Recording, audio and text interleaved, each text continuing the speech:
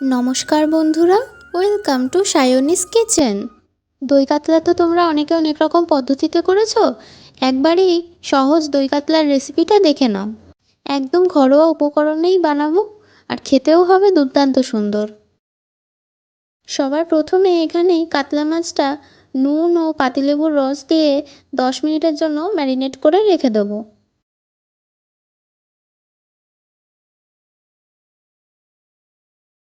তোমাদের একটা ছোট টিপস বলে রাখি, আমি এখানে মাছের মধ্যে পাতিলেবুর রসটা দিচ্ছি কারণ দেখবে কাতলা মাছের একটা আষ্টে গন্ধ আছে।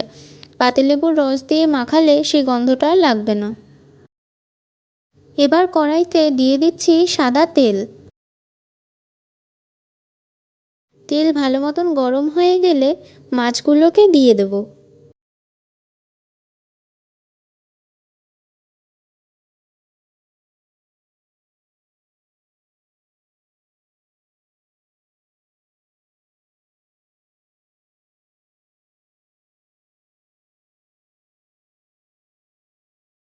মাছগুলো কিন্তু হালকা লালচে করেই ভাজবো।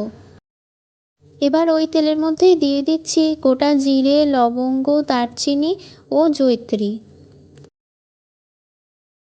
একটু ভালো করে নেড়েচেড়ে নিয়ে এবার দিয়ে দিচ্ছি পেঁয়াজ বাটা।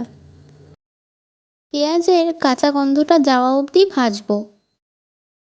এবার দিয়ে দিচ্ছি কাঁচা লঙ্কা বাটা ও আদা রসুন বাটা। কাঁচা লঙ্কা ও আদা রসুনের কাঁচা গন্ধটা যাওয়া অবধি ভালো করে ভাজবো। এদিকে আমি একটা টক দই, কাজু ও পোস্ত দিয়ে পেস্ট বানিয়ে রেখেছিলাম, এবার এটা দিয়ে দিচ্ছি। টক দইটা দেওয়ার পর গ্যাসের ফ্লেমটাকে কিন্তু একদম লো রাখবে, নয়তো দইটা ফেটে যেতে পারে। কিছু কারণবশত আমার একটা ক্লিপ নেওয়া হয়নি। টক দইটা দেওয়ার আগে আমি একটু কাশ্মীরি লঙ্কার গুঁড়ো ও জিরের গুঁড়ো দিয়েছিলাম। ভালো করে 4-5 মিনিট নাড়াচাড়া করে নেব। এরপর এখানে দিয়ে দিচ্ছি সামান্য একটু লবণ। লবণ দিয়ে আবারও 3-4 মিনিট ভালো করে নাড়াচাড়া করে নিচ্ছি। এবার এখানে ভেজে রাখা মাছগুলো দিয়ে দিচ্ছি। মাছগুলো দিয়ে 5 মিনিট মতন ঢেকে রান্না করব। 5 মিনিট পর দেখো মশলা থেকে তেল ছাড়তে শুরু করেছে। এখানে কিন্তু আমি কোনো জলের ব্যবহার করিনি। আরও 5 মিনিট ঢেকে রান্না করে দিয়ে দিচ্ছি কাঁচা লঙ্কা চেরা, আর শেষে দিয়ে দিচ্ছি গরম মশলা গুঁড়ো।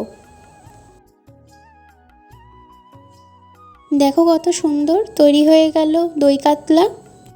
রেসিপিটা ভালো লাগলে একটা লাইক কমেন্ট করে জানিও। আরও নতুন নতুন রেসিপি দেখার জন্য আমার চ্যানেলটা সাবস্ক্রাইব করে নিও।